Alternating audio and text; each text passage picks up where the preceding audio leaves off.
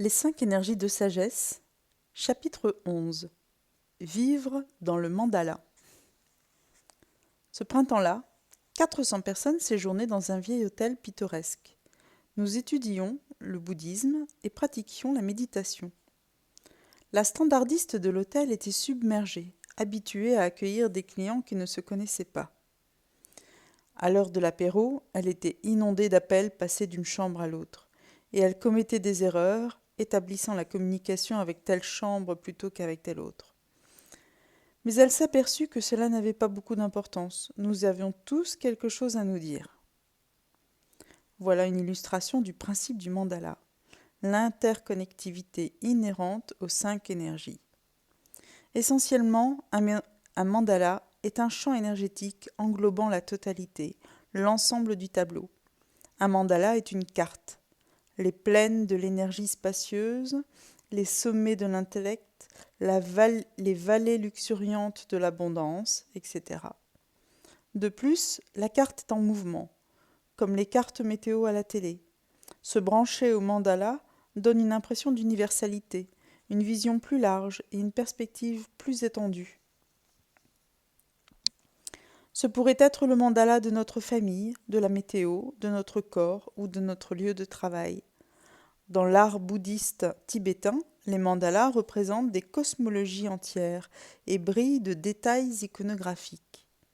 Les 4 points cardinaux sont parfois représentés par les déités des familles Vajra, Ratna, Padma et Karma, alors qu'au centre du mandala se trouve une déité représentant la spaciosité de l'énergie de la famille Bouddha. Alors que le monde concret et matériel trace des limites, le monde énergétique établit des connexions. La perspective du mandala est moins égocentrique que notre perspective ordinaire, parce que nous ne sommes pas le point de référence constant. Pour nous voir comme le centre de notre propre mandala, il faut reconnaître que nous comportons plusieurs facettes et plusieurs dimensions.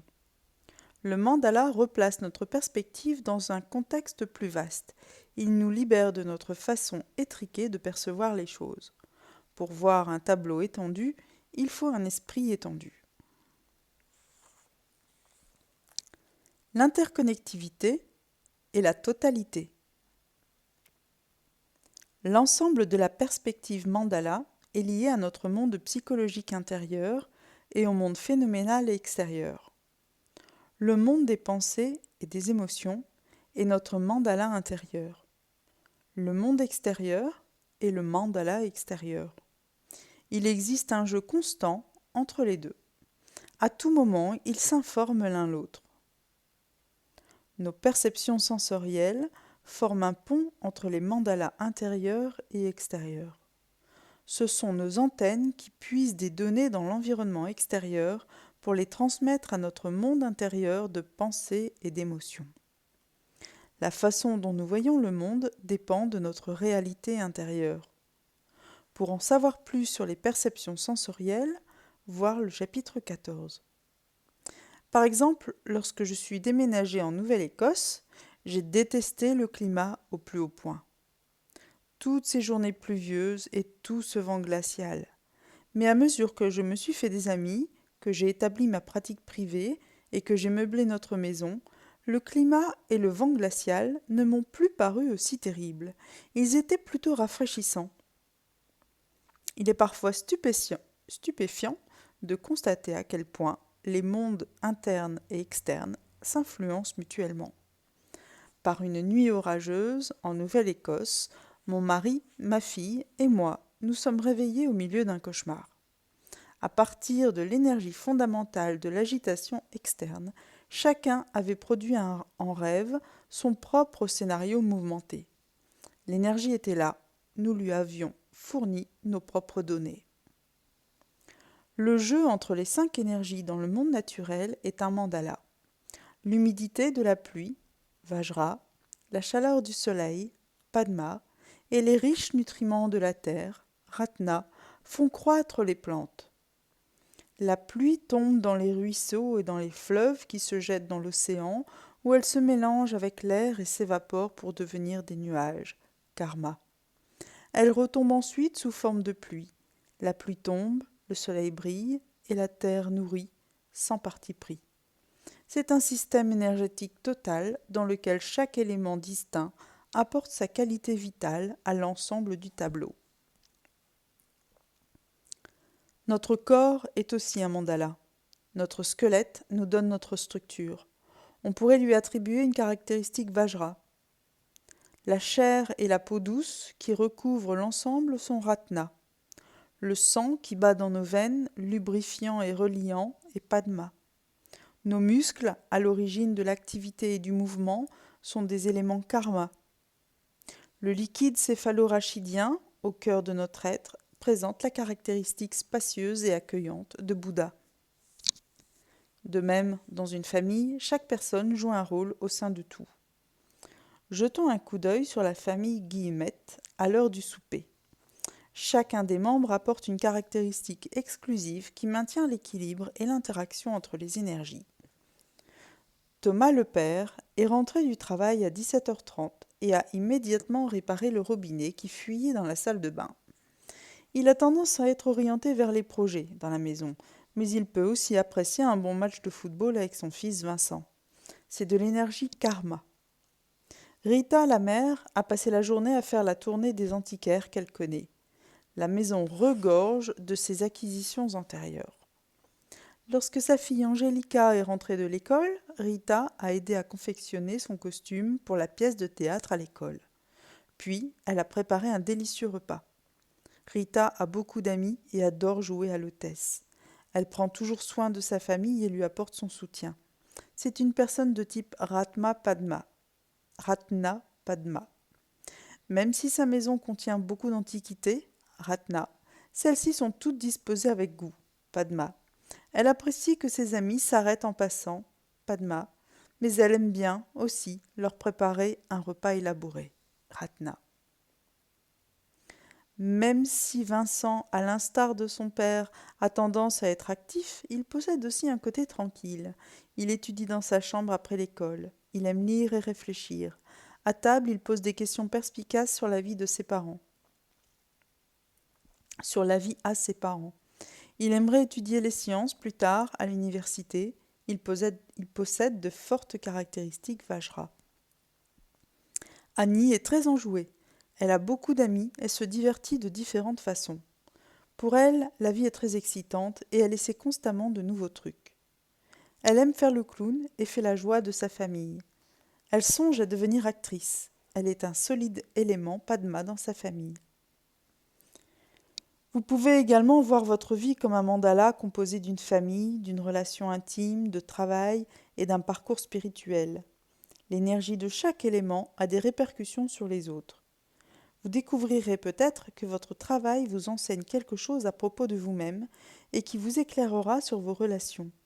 Votre emploi tire peut-être une énergie particulière de votre discipline spirituelle. Quelque chose que vous apprenez de votre relation avec votre famille pourrait influer sur votre parcours spirituel. Dans le mandala, les 5 énergies sont continuellement alimentées et enrichies ou contaminées par les autres. À un certain moment, mon mari et moi nous sommes penchés sur le mandala de notre relation en faisant l'exercice d'interrogation appréciative qui figure à la fin du dernier chapitre. Nous savions qu'il manquait souvent d'énergie Padma dans notre mariage. Le travail, la collectivité ou les besoins de la famille semblaient toujours passer avant les moments à deux. Pour y remédier, nous avons insufflé de l'énergie Padma dans notre relation en trouvant du temps pour savourer des repas en tête-à-tête, nous masser mutuellement et faire l'amour. Puis, nous avons examiné le mandala de nos vies et nous nous sommes rendus compte que Ratna, la maison, le foyer, la nourriture, le temps en famille, était l'élément qui manquait le plus. Cuisiner ensemble, prendre soin des plantes, confectionner des rideaux colorés, soigner l'éclairage intérieur et passer plus de temps en famille étaient des activités qui enrichissaient considérablement notre environnement et nos vies. Une personne qui travaillait avec une couleur différente, chaque jour, a dit « Les contrastes, j'en étais bien consciente. Me tremper dans une nouvelle couleur chaque jour et oublier complètement l'expérience de la veille. Chacune était si riche en elle-même. À la fin, c'est la saveur de l'ensemble de ces couleurs qui menait à l'ouverture. Chacune d'entre elles, sans les autres, semblait si cloisonnée. Il lui manquait quelque chose. Trop froide, trop vive, trop sentimentale, trop terne, etc. Les cycles de l'énergie. Au fil du temps, on peut ressentir le caractère intégrateur ou englobant d'un mandala. Par exemple, toutes les familles sont représentées dans les stades du développement d'un enfant. Un bébé, dans le ventre de sa mère, baigne dans une énergie Bouddha. Un nourrisson, essentiellement préoccupé par son confort, est Ratna. Lorsqu'il commence à se montrer curieux du monde qui l'entoure et à entrer en contact avec lui, il s'avance dans la famille Padma.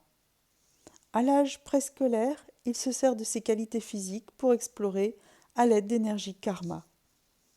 L'école fait ressortir le Vajra en lui, afin qu'il étudie et acquiert des connaissances. À l'âge de 8 ans, il est entièrement formé et toutes ses couleurs s'en donnent à cœur joie.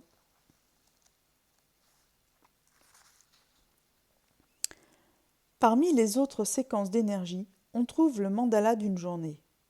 Par exemple, en observant mes rythmes naturels, j'ai découvert que le matin, j'ai les idées claires et je suis concentrée. Je réserve donc mes matinées pour des activités qui exigent une vue générale et de la planification, ainsi que de la précision et des détails. C'est de l'énergie Vajra. Ainsi, le matin était le meilleur moment pour rédiger ce livre. J'ai donc essayé de ne pas prendre d'autres engagements avant midi. Dans l'après-midi et la soirée, je suis plus intéressée à me mêler aux gens. Cette énergie Padma est utile pour établir des relations avec des clients ou pour prendre part à des réunions. Parfois, je trouve apaisant de faire de la comptabilité le soir. Cette activité comporte un aspect Vajra clair et calme. À l'occasion, je déclare que la journée sera consacrée aux tâches domestiques et aux courses dans l'énergie karma. L'observation de ces schèmes est devenue un facteur déterminant dans la planification de ce que je fais chaque jour. Voilà un exemple très pratique de la façon dont les 5 énergies peuvent être utiles. L'interconnectivité des 5 énergies établit une certaine dynamique. Une énergie en déclenche une autre. Si la dynamique se solde par la solidification de chaque énergie, il en résulte un cycle négatif. Par exemple, l'ignorance ou l'immobilité de Bouddha, lorsqu'elle commence à bouger, peut tourner à la colère et à la critique Vajra. Cela pourrait mener au désir de dominer la situation et à l'orgueil Ratna. L'étape suivante pourrait être le désir brûlant de la passion Padma. Vouloir posséder. Enfin, vouloir protéger sa possession serait la paranoïa liée à karma. En voici l'illustration. Plus d'une fois, dans un auditoire, j'ai écouté de la musique ou assisté à un spectacle de danse, emporté par le feu et la passion de l'interprétation. Mais lorsque le spectacle s'étire un peu trop, je commence à critiquer les interprètes et je m'irrite. Puis je finis par être dans la lune. Je suis donc passé par la passion, l'agressivité et l'indifférence, Padma, Vajra et Bouddha, chaque énergie étant déclenchée par la précédente. Voici une autre façon dont les énergies s'influencent les unes les autres. Une énergie Vajra intensifiée devient Karma. Padma intensifiée devient Ratna. Et toute famille intensifiée devient Bouddha. Plus particulièrement si le bien-être, Vajra, devient trop figé, il se transforme en énergie karma qui exige d'agir. Si une personne Padma se sent rejetée, elle s'accrochera à la personne qu'elle aime encore. Cependant, elle pourrait probablement mener au sentiment de pauvreté rattaché à Ratna. Un cycle positif pourrait ressembler à ceci. L'ouverture et l'espace accueillant de Bouddha deviennent la curiosité et la compréhension de Vajra, ce qui mène à la richesse et à la possibilité de Ratna, énergie qui devient l'appréciation du détail et le raffinement de Padma, menant à l'action de karma. C'est un cycle de création pour tout, une œuvre d'art, une réunion d'affaires, une société. Il peut se produire très rapidement, presque à la vitesse de l'éclair, ou s'établir plus lentement. L'intelligence naturelle. Nos énergies possèdent une intelligence intrinsèque. Par exemple, si l'on reste dans une sorte d'énergie pendant trop longtemps, celle-ci se fixe et cela nous épuise parce que nous sommes déséquilibrés. Lorsque je sens que ma réserve d'une couleur en particulier diminue dans ma palette, comme le fait d'être assise trop longtemps devant un ordinateur par exemple, je change d'énergie en changeant d'activité ou en me reposant. Je peux vouloir m'aérer l'esprit et ressentir davantage mon corps en recourant à une activité karma ou à la sensualité padma ratna. Je me sens ensuite énergisé. Alterner les rythmes est revigorant. Lorsque nous sommes sensibles à l'énergie, nous pouvons faire des choix intelligents quant aux énergies dont nous avons besoin à un certain moment ou aux énergies que nous voulons cultiver dans l'ensemble. J'ai constaté qu'une de mes amies était à l'écoute du jeu des énergies dans sa vie lorsqu'elle m'a dit ce qui suit. Elle avait subi une chirurgie majeure qui avait littéralement exigé qu'elle s'ouvre au milieu hospitalier, froid et antiseptique. Vajra, karma. Elle a découvert que ce qu'elle recherchait pendant ces mois de convalescence, c'était la chaleur et les bons soins. Elle devint une Padma coquette. En raison de sa maladie, sa vieille maison ne convenait plus à ses besoins ou à ceux de sa famille. Elle en trouva une autre où elle pourrait se dorloter dans le confort Ratna. Faire appel aux énergies chaudes l'a aidée à guérir. Puis l'éclat de son intelligence Vajra et le côté plus critique de son énergie Padma sont revenus. De même, une énergie qu'on a laissée en veilleuse pendant trop longtemps fera éruption, d'une façon ou d'une autre. Lorsque nous atteignons le bout du rouleau parce que nous sommes trop occupés ou trop stressés, par exemple, nous avons besoin des aspects spacieux et reposants de l'énergie Bouddha, que notre culture n'a pas tendance à prendre en compte. En commençant une pratique contemplative comme la méditation, nous trouvons un plus grand équilibre. Lorsque nous prenons conscience du fait que nous sommes composés d'énergies fluctuantes, nous pouvons tirer parti de toute la palette de possibilités pour obtenir ce dont nous avons besoin. En étant conscients du plein potentiel des couleurs et de la façon dont elles se mélangent, nous nous ouvrons de nouveaux horizons. Le mandala en action, les organisations et les groupes.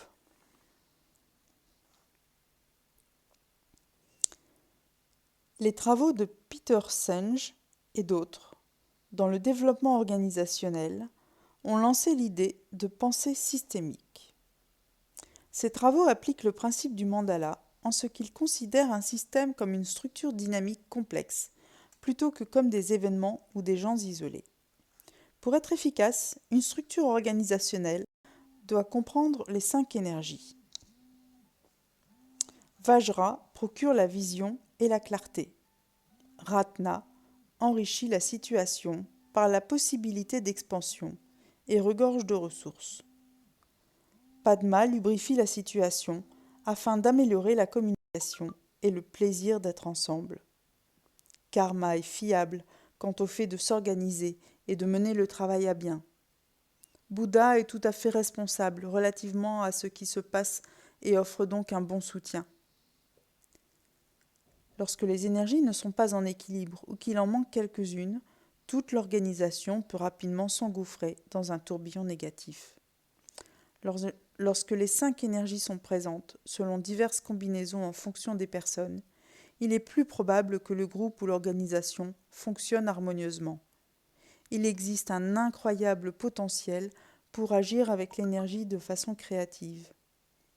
En voici quelques exemples. Jacques, qui travaille très consciencieusement avec les énergies, est directeur d'un organisme sans but lucratif qui dépend largement du bénévolat. Ces bénévoles, qui fournissent leur rapport à l'organisation depuis longtemps, savent ce qu'ils ont à faire. Et comme ils se connaissent bien entre eux, ils éprouvent des sentiments forts, les uns envers les autres, tant positifs que négatifs. Les manifestations d'émotions et d'opinions bien arrêtées qui s'ensuivent font parfois gripper la machine. Jacques sait peut-être exactement ce qu'il faut faire dans une situation donnée, Mais la plupart du temps, il doit d'abord apaiser les tempêtes émotionnelles, et il lui faut alors beaucoup de patience pour conserver sa clarté d'esprit.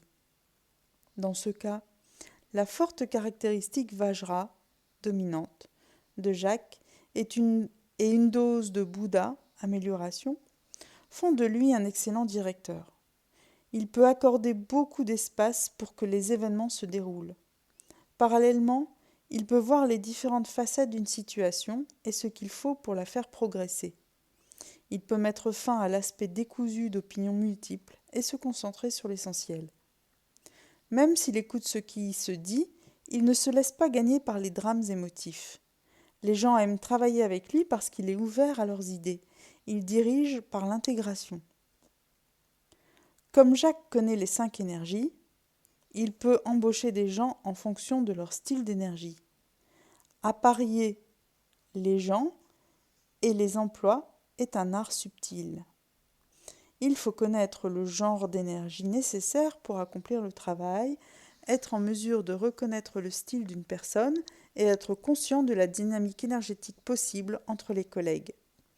Jacques sait qu'une équipe doit être formée de différentes couleurs. Grâce à la connaissance et à la pratique, Jacques peut mélanger habilement les couleurs dans son organisation. Dans une situation politique que je connais, le leader en exercice était de type Vajraratna, une vision claire, riche en possibilités. Mais il manquait d'habileté en communication interpersonnelle. Un autre chef de parti, Karma, a vu ce qu'il fallait pour obtenir des résultats. Cependant, ces 2 hommes n'arrivaient pas à bien communiquer. Leur relation était dans une impasse jusqu'à l'arrivée d'un 3e homme, Padma, qui a été en mesure de faciliter la communication. Une solide expression simultanée de 4 styles a permis à la situation de progresser. Le directeur d'une organisation est entré en poste avec une vision inspirée, Vajra, et le sens des responsabilités, Ratna, mais il lui manquait des compétences pour concrétiser les choses, pour obtenir des résultats, Karma. De plus, il avait de fortes tendances Bouddha lorsqu'il se sentait dépassé. Les membres de son personnel qui travaillaient ensemble depuis des années ont consacré du temps à la question, mais ils attendaient qu'on leur fournisse une orientation. Comme ils n'en ont pas reçu, l'énergie de l'organisation devint diffuse, Bouddha. Pourvue de 3 couleurs, comme une voiture roulant avec 3 cylindres, l'organisation pouvait fonctionner, mais pas très bien. Ce qu'il manquait, c'était un accroissement de la communication entre le directeur et les membres du personnel à propos des plans d'action et des échéances, Padma et Karma. Une personne bien et travailleuse fut embauchée comme cadre dans l'espoir qu'elle fasse avancer les choses. Équilibrer les énergies au travail est une autre façon de mettre le mandala en perspective. Quand on pense que la plupart des gens passent la majeure partie de leur journée au travail, il semble vital de trouver cet équilibre.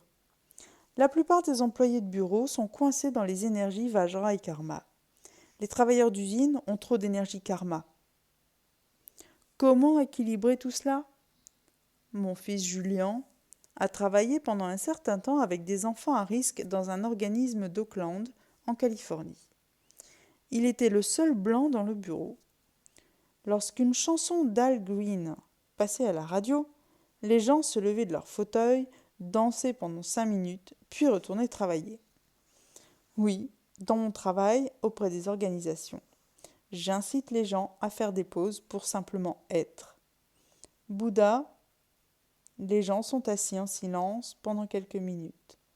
Et pour simplement bouger, Padma Karma, les gens dansent ensemble pendant 5 à 10 minutes. Le changement d'énergie peut être assez revigorant et susciter un accroissement de la productivité. Être conscient du principe du mandala dans un groupe est l'équivalent de travailler en équipe. Une équipe se forme lorsque les gens laissent tomber leur intérêt personnel pour offrir ce qu'ils ont à l'ensemble du groupe. Quand les énergies de chaque membre de l'équipe sont reconnues et utilisées de façon appropriée, les rouages entre les éléments du mandala sont lubrifiés et chaque famille d'énergie communique clairement avec les autres. La connaissance de l'interaction entre les 5 familles d'énergie facilite la communication. Par ailleurs, lorsqu'il existe de la confiance dans les connexions du mandala, chaque élément est renforcé, car les membres de l'équipe continuent d'aller de l'avant en mettant de côté leurs intérêts personnels. Dans le travail thérapeutique aussi, on peut voir comment fonctionne le principe du mandala. Par exemple, le travail collectif axé sur les processus et dans un format libre laisse beaucoup d'espace pour que les personnes puissent être elles-mêmes. La dynamique des énergies des gens se manifeste dans l'immédiateté du moment et dans le jeu constant des relations. Les personnes Vajra expriment fortement leur opinion lorsqu'il y a de la confusion, ou bien elles deviennent critiques des autres et sont parfois agressives. Les personnes Ratna ont beaucoup de besoins. Elles ne semblent jamais avoir assez de temps pour exprimer leurs problèmes. Les personnes Padma ont tendance à être les plus émotives et captent souvent les émotions des autres. Il se peut que les personnes Karma ne parlent pas beaucoup et deviennent impatientes s'il ne semble pas se passer grand-chose. Les personnes Bouddha parlent à peine et doivent être invitées à participer. Les processus de groupe constituent une excellente façon de voir le mandala en action. En créant un espace ouvert, sans programme ou système à suivre, on laisse libre cours à tout ce qui peut survenir. Chacun devient le miroir de l'autre. Par exemple, les personnes Padma peuvent être très contrariées par les opinions froides, dépourvues d'émotions, des personnes Vajra. A l'inverse, les personnes Vajra et Karma peuvent s'impatienter face à l'émotivité des personnes Padma et Ratna. Les personnes Bouddha s'isoleront encore davantage si l'énergie de l'atmosphère devient accablante. La théorie du système familial, approche systémique de la thérapie, est fondée sur la compréhension du fait que le dilemme psychologique d'une personne peut être perpétué par les relations familiales. Le client perçu est continuellement influencé par la dynamique de la famille. Prenons Ben, qui a 14 ans et qui a beaucoup d'énergie karma. Sa famille, comme bien d'autres, doit faire face à un problème d'alcoolisme. Après que Ben eut manifesté de l'agressivité à l'école, une thérapie a été recommandée, mais elle n'a été utile que jusqu'à un certain point. Le comportement de Ben n'a pas changé beaucoup, ni son attitude fondamentale, qui est d'être agressif et sur la défensive. Comme cela se produit souvent, la personne identifiée comme le client de la thérapie est simplement le point central d'un problème beaucoup plus vaste. Elle devient le site de l'éruption, comme la soupape de sécurité d'un autocuiseur. Mais traiter le client isolément ne peut résoudre la dynamique familiale que dans une certaine mesure. À un moment donné, le thérapeute a décidé que toute la famille de Ben devait participer au processus.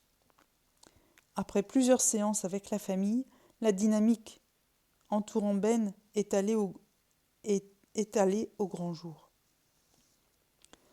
Le père de Ben, de type Vajraratna, est devenu alcoolique à un âge moyen après avoir perdu son emploi. Et cependant, ni lui ni le reste de sa famille n'en parlent ouvertement. Une fois par semaine, il boit outre mesure et se montre violent envers les autres membres de la famille, particulièrement Ben, qui n'est tout simplement pas assez bon aux yeux de son père. Même si la mère de Ben est de type karma et est habituellement assez occupée, elle est très Bouddha devant le comportement de son mari. Elle décide de fermer les yeux sur ce qu'elle peut et d'endurer le reste, plutôt que d'affronter son mari. Lorsqu'il est sobre, le père de Ben est affectueux et prend soin de sa famille. De toute façon, il est moins agressif à l'égard de la sœur aînée de Ben, qui a de nombreux amis et des activités parascolaires et n'est donc pas souvent à la maison. Son énergie est Padma, elle décide aussi de fermer les yeux sur ce qui se passe. Cependant, à mesure que l'alcoolisme du père devient plus problématique, le schème énergétique habituel de chaque personne s'intensifie. La mère de Ben devient plus occupée, sa sœur passe de plus en plus de temps à l'extérieur de la maison pour être avec ses amis, et Ben se montre agressif. Par conséquent, pour cerner la confluence des forces, créant la situation dysfonctionnelle, il faut tenir compte du mandala de l'ensemble de la famille. L'interconnectivité de la dynamique énergétique globale doit être examinée et abordée. Travailler uniquement avec Ben ne mènera jamais très loin. La confusion et l'équilibre dans le mandala. Le mandala est parfois chaotique et déroutant, parfois clair et ordonné. Lorsque le mandala est déroutant, c'est que nous ne voyons que notre version des événements. Lorsqu'il est clair, c'est que nous voyons le jeu des 5 énergies tel qu'il est. Lorsque nous sommes fermés, nous devenons obsédés, nous nous convainquons nous-mêmes que notre vue est immuable. Nous faisons toujours de la projection, puis nous colorons notre monde avec notre interprétation. Nous créons des royaumes. Toute dispute, même sans gravité, est essentiellement une projection. Nous figeons les événements selon notre version et l'autre fait de même. Des opinions bien arrêtées qui se heurtent peuvent dégénérer en confusion et même en guerre. Lorsque nous sommes ouverts, nous pouvons nous élever au-dessus de nos projections et voir toutes les énergies rattachées à une situation donnée. Notre esprit est plus spacieux. Non seulement est-il plus probable que nous saisissions la perspective de l'autre personne, mais nous pouvons aussi nous harmoniser avec l'espace fugace, éphémère et transparent des énergies en jeu. Nous pouvons danser avec l'énergie du moment présent. Dans une réunion d'affaires, une personne ayant de l'énergie Ratna pourrait se contenter de vouloir rester dans la zone de confort du statu quo. Une personne de type karma pourrait faire pression en vue de susciter l'innovation. La conscience des tendances et des schèmes d'énergie de chaque famille nous donnera la sagesse nécessaire pour constater qu'il y a de l'espace pour accueillir les deux styles.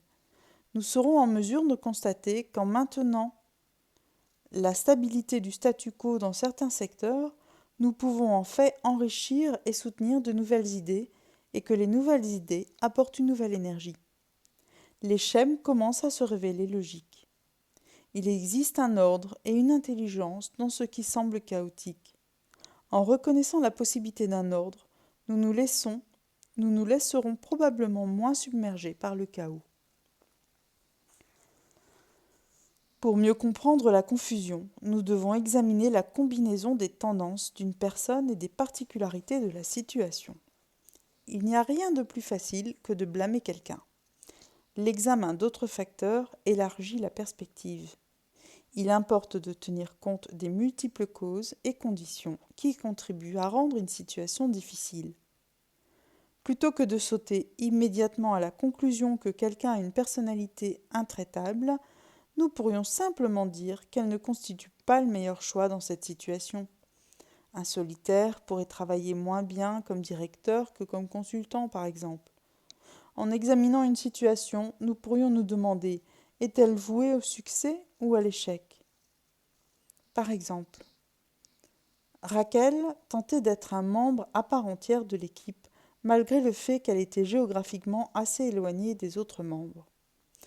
À mesure qu'il se créait des liens et allait de l'avant, Raquel se sentait continuellement laissée de côté et diminuée. D'une part, ses idées étaient très appréciées, mais d'autre part, les efforts qu'elle déployait pour s'intégrer commençaient à susciter des contrariétés. De la méfiance et des tensions virent le jour. La situation se dirigeait vers l'échec jusqu'à ce que la direction redéfinisse le poste de Raquel en celui de consultante visiteuse. D'autres facteurs peuvent également entrer en jeu. Des différences dans la vie privée, l'une des équipières avait une vie familiale bien remplie et l'autre était célibataire. Des différences dans la situation économique, des différences raciales, des barrières linguistiques et culturelles, etc. Voici un autre exemple. En tant que directeur d'une entreprise, Charles a beaucoup d'énergie axée sur l'avenir, karma. Et il aime que les choses soient menées à bien. Souvent, il va de l'avant avec ses projets, frustré du fait que ses collègues semblent lents et inefficaces dans la foulée de ses activités. Il décide alors de s'en remettre à son supérieur immédiat, le président, un vieil ami. Cette dynamique suscitait déjà du ressentiment lorsque, épaulé par son supérieur, Charles a pris la décision majeure de déménager l'entreprise dans une autre ville, décision qui a touché non seulement les employés, mais aussi leurs familles. Plusieurs personnes à des postes de direction ont été outrées du fait que leur vision de l'entreprise, Vajra, n'ait pas été prise en compte. Les parents étaient préoccupés par leur famille et leur maison, Ratna. Les célibataires qui avaient un ou une partenaire ont vécu l'anxiété de la séparation, Padma. À mesure que les opinions se durcissaient et que les émotions s'intensifiaient, des factions se formèrent. Les gens se rapprochaient de ceux qui avaient des vues similaires et blâmaient ceux qui n'étaient pas du même avis qu'eux. Les deux factions ne parvenaient pas du tout à voir l'autre perspective. Ce que tous avaient en commun, c'est qu'ils blâmaient Charles.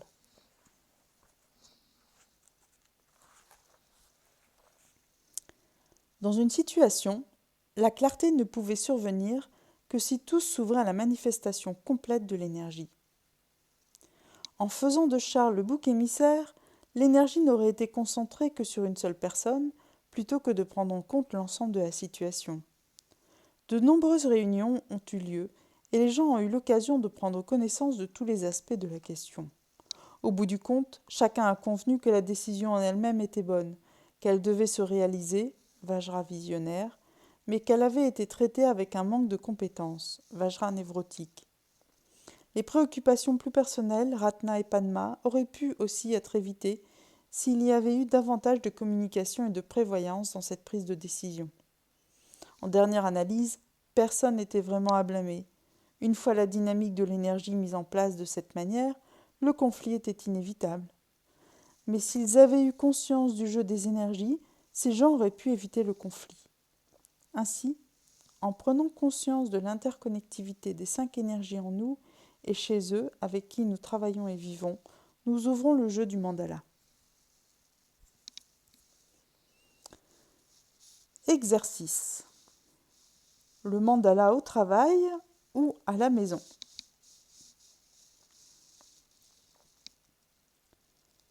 Cette série d'exercices peut être effectuée par un groupe de personnes qui travaillent ou vivent ensemble. La durée de ces exercices dépendra de la taille du groupe. Un groupe important pourrait être divisé en sous-groupes au besoin. Pour un groupe d'une dizaine de personnes, les exercices pourraient prendre une période de 4 heures, entrecoupée d'une pause repas. En général, il vaut mieux faire appel à un animateur extérieur. Ces exercices visent à aider les participants à amener l'intégralité de la personne au lieu de travail ou dans la situation de vie, créer une occasion pour les participants d'avoir une image plus complète les uns des autres, assurer un travail d'équipe plus efficace étant donné que le plein potentiel de chaque personne est mis en évidence, permettre aux participants de communiquer à plus de niveaux avec plus de couleurs, aider les participants à voir la composition énergétique de l'organisation et de l'environnement, assurer une meilleure cohésion fondée sur le respect mutuel et le travail d'équipe, permettre aux participants de créer une organisation ou une situation de vie fonctionnant plus harmonieusement. La carte de l'énergie personnelle. Numéro 1. L'animateur décrit les caractéristiques essentielles de chaque énergie, dans leur manifestation ouverte et fermée. Il demande « Quand dans votre vie ou dans quelle situation faites-vous l'expérience de chaque énergie ?» Les membres du groupe notent leurs réponses sur 5 fiches. 2. Les membres du groupe placent ensuite leurs fiches selon un mandala personnel, comme dans l'exercice qui figure à la fin du chapitre 9. Les gens peuvent brièvement faire part au groupe des pensées et des sentiments qui les ont traversés en faisant cet exercice. Avec un vaste groupe, cela prendrait trop de temps. Alors l'exercice pourrait en être un de réflexion personnelle. Deuxième exercice. Pause pour simplement être. Les membres du groupe s'assoient en silence de 3 à 5 minutes en portant attention à leur respiration.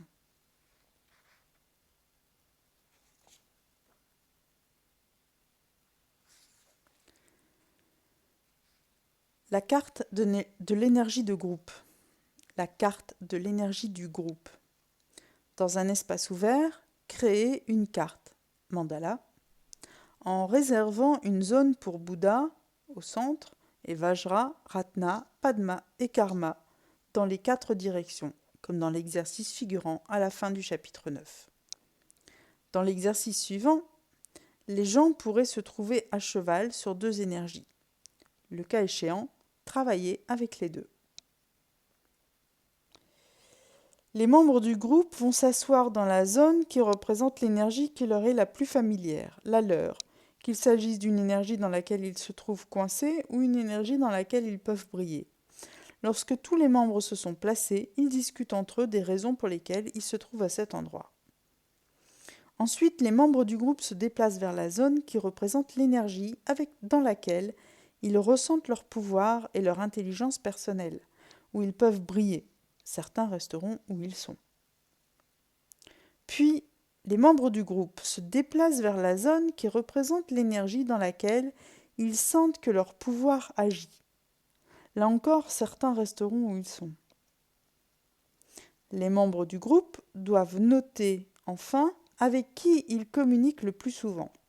Les gens peuvent dire comment ils ressentent l'énergie de la relation et les aspirations qu'ils ont à cet égard. Terminez par une discussion en groupe sur l'expérience, puis prenez une pause repas. Pause pour simplement bouger. Mettez de la musique et prenez 10 minutes pour bouger sous forme libre ou guidée, à votre convenance. Dernier exercice, l'énergie collective dans la gestion de projet. Cet exercice comporte le travail sur une étude de cas. Il est plus efficace lorsque la situation est d'actualité et porteuse d'une certaine charge émotive. Assis en cercle, faites ce qui suit. Une personne donne une brève description de la situation. Chacun répond ensuite aux questions suivantes. Quelles énergies apportez-vous à la situation ? Coincée ? Ouverte ? Comment pourriez-vous apporter une contribution plus importante ? Briller davantage. Que vous faut-il, de la part des autres, pour y parvenir ? Terminez par une discussion de groupe sur l'expérience. Que s'est-il passé ? Qu'avez-vous appris ?